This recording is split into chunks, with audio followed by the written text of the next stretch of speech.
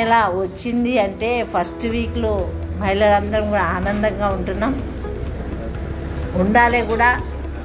కాబట్టి ఈ శుభ సందర్భంగా సంగారెడ్డి ప్రజలందరికీ, రాష్ట్ర ప్రజలందరికీ, దేశంలో ఉన్న మహిళలందరూ కూడా మహిళా శుభాకాంక్షలు తెలియజేసుకుంటున్నా. ఈ మహిళా దినోత్సవం జరుపుకుంటున్నా అంటే గత 30 ఏళ్ళు 40 ఏళ్ళ కిందికి వెళ్ళినప్పుడు చూస్తే మహిళలు ఏ విధంగా ఉండి, ఇప్పుడు ఈ కాలంలో మహిళలు ఎంత చైతన్యం అంటే అంత చైతన్యం వచ్చింది. చాలా సంతోషం.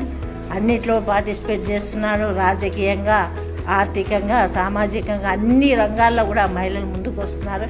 ఇక కూడా ముందుకు రావాలి. మరి మగవాళ్ళ కోపం రావద్దు.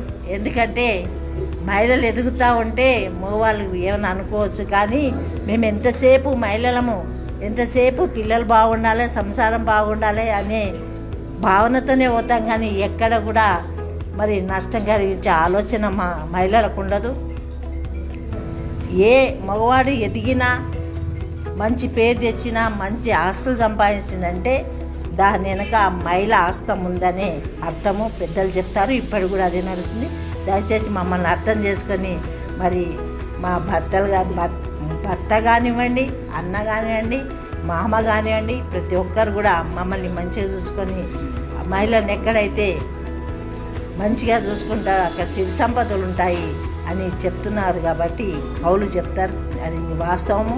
మహిళల్ని ఆనందపరిస్తే ఆ ఇల్లే ఆనందంగా ఉంటుంది, ఆ నిలయమే ఆనంద నిలయంగా అయిపోతుంది. కాబట్టి మేము చాలా హ్యాపీగా ఉన్నాం. దానికి తోడు గవర్నమెంట్ కూడా బాగా సహకరిస్తుంది. మా ముఖ్యమంత్రి గారు గతంలో వైఎస్ గారు లక్షాధికారిని చేస్తే ప్రతి మహిళను అన్నారు, కానీ ఇప్పుడు ఈ ముఖ్యమంత్రి రేవంత్ రెడ్డి గారు ప్రతి మహిళను కోటీశ్వరాలు చేస్తారు. అది మాకు చాలు. ఏమి ఇచ్చినా ఏమైనా ధైర్యం ఇస్తుండు. ముఖ్యంగా మరి వచ్చిన పదవి ఎక్కిన 48 గంటల్లోనే మహిళలకు ఫ్రీ బస్ ఇవ్వడం, మరి గ్యాస్ ఇవ్వడం, కరెంట్ ఇవ్వడం, అయితే మహిళలకే ఇచ్చడానికి అనుకోవడం కాదు, కుటుంబానికే మేలవుతుంది, ప్రజలకు మేలవుతుంది. ఆ విధంగా ప్రభుత్వం కూడా మహిళలకు, మరి అట్లాగే పెట్రోల్ పంపులు కూడా మహిళలకు పెడుతున్నారు సీఎం గారు.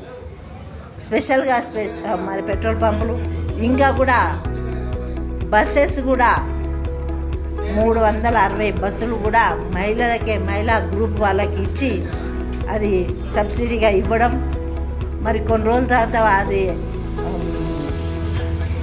కట్టడం అయిపోతే, ఈవీఎం కట్టడం అయిపోతే బస్సులు కూడా వాళ్ళకే సొంతం అయ్యే పరిస్థితి తీసుకొస్తున్నా. అంటే దినదిన అభివృద్ధి కోసమే ఈ కార్యక్రమాలు, ముఖ్యమంత్రి సహకారం కూడా మహిళలకు ఉందని తెలియజేసుకుంటూ సెలవు తీసుకుంటున్నాను.